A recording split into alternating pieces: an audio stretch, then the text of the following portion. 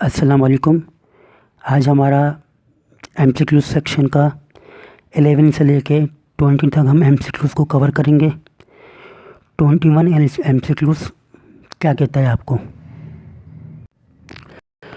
11 MCQs कहता है आपको which is the way to carry out the paper chromatography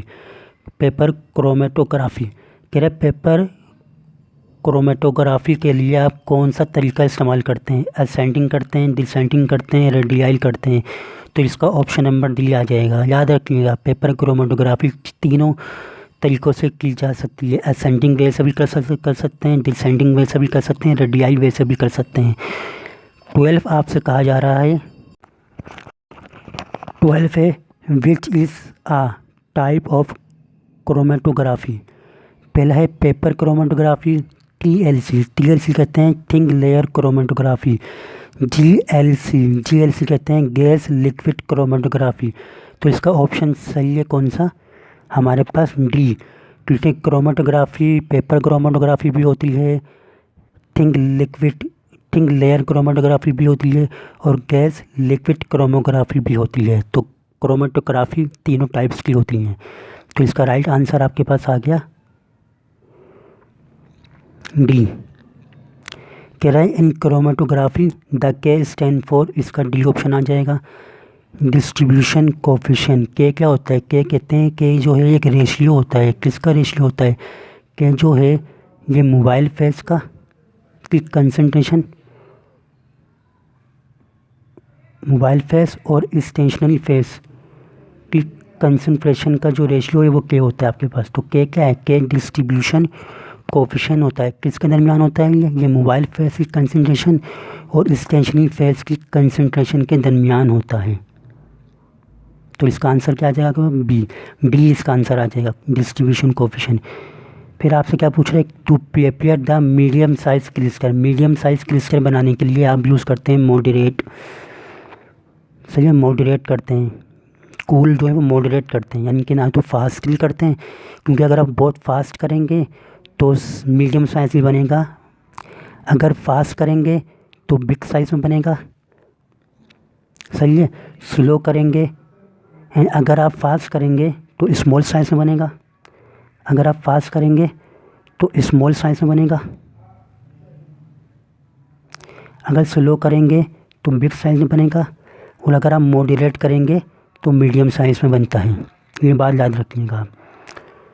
15 क्या कह रहा है? कह रहा है कि the chromatography in which the fix face solid होगा, तो इसको कहेंगे एब्जॉर्प्शन, क्योंकि एब्जॉर्प्शन हमेशा सॉलिड सरफेस पे होती है। ठीक है ना? तो ऐसा क्रोमेटोग्राफी जिसमें फिक्स फेस सॉलिड हो तो एब्जॉर्प्शन क्रोमेटोग्राफी कहलाती है। फिक्स फेस लिक्विड हो तो पार्टीशन क्रोमेटोग्राफी कहलाती है। याद रखिएगा, पार्टीशन क्रोमेटोग्राफी कहलाती है। तो अगर आपको कहे कि फिक्स फेस लिक्विड है तो पार्टीशन फिक्स फेस, अगर आगे वह फिक्स फेस लिक्विड है, सॉलिड है, तो आप इसको कहोगे क्या? आप कहोगे एब्जॉर्प्शन। और अगर क्या है, आपके पास लिक्विड है तो आप कहोगे पार्टीशन।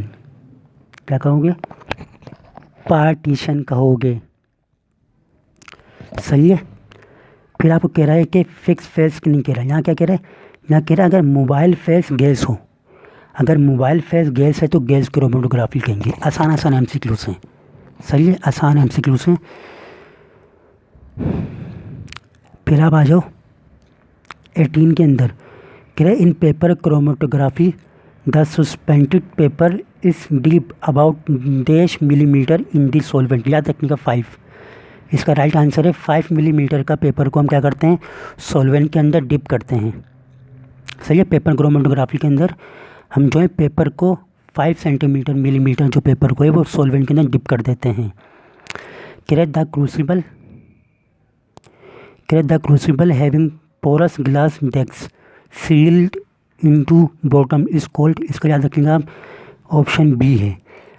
हमने जो है वो CB, हमने जो है वो पहले हमने गॉश भी पढ़ा था, सही है। फैन लाइक होते हैं इसके अंदर, फैन लाइक। इसमें कैसे होते हैं, पोरस होते हैं।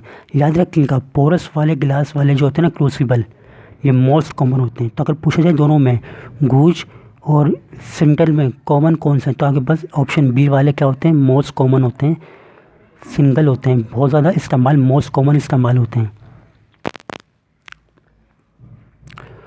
20 पूछा है, कह रहा है when iodine is aqueous layer is transfer to carbon tetrachloride layer then the colour change into. याद रखिएगा हमेशा के जो आयोडीन प्लस होता है, आयोडीन 3- होता है, इसे ट्राई आयोडीन कहते हैं, ट्राई आयोडाइड कहते हैं।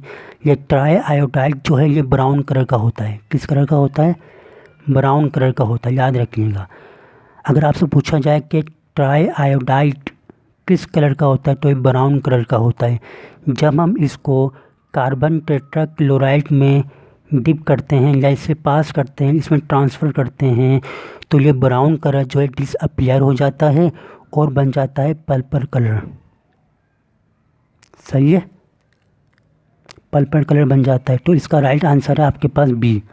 राइट आंसर क्या आपके पास इसका, बी है।